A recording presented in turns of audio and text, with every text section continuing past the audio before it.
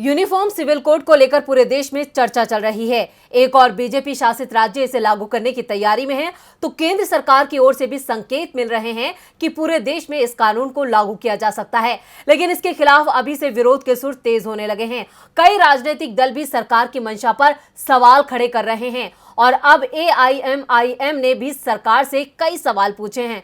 तो क्या कहा है ओवैसी ने, देखते हैं ये रिपोर्ट। यूनिफॉर्म सिविल कोड यानी यूसीसी देश में लागू करने की तैयारी शुरू हो गई है। केंद्र सरकार की तरफ से इसे लेकर संकेत देना शुरू कर दिया गया है।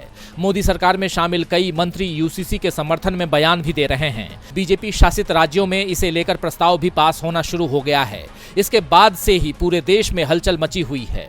मुस्लिम पर्सनल लॉ बोर्ड ने पीएम मोदी को चिट्ठी लिखते हुए कहा है कि यूसीसी को लागू करने से पहले मुस्लिम प्रतिनिधियों से चर्चा जरूर की जाए। हमारी इस कानून को लेकर आपत्ति है। और अब इधर ऑल इंडिया मजलिस इत्तेहादुल मुस्लिमीन यानी AIMIM के प्रमुख असदुद्दीन ओवैसी ने यूसीसी की जरूरत को ही खारिज कर दिया है। उन्होंने कहा है कि देश में इसकी जरूरत नहीं है। ओवैसी ने दावा किया है कि लॉ कमीशन का मानना है कि यूसीसी की जरूरत नहीं है, लेकिन मोदी सरकार देश का ध्यान भटकाने के लिए इस तरह के कदम उठा रही है। सरकार से देश की अर्थव्यवस्था संभल नहीं रही है, बेरोजगारी बढ़ रही है, बिजली कोयले के संकट सामने हैं।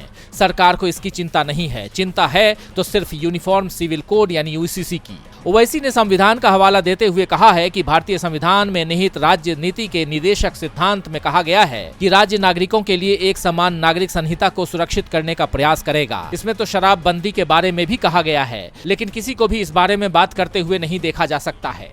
गोवा को लेकर ओवैसी ने कहा कि यहाँ समान नागरिक संहिता आजादी के पहले से लागू है। गोवा नागरिक संहिता के अनुसार हिंदू पुरुषों को दूसरी शादी का अधिकार है अगर पत्नी 30 साल की उम्र तक एक मेल चाइल्ड को जन्म देने में विफल रहती है।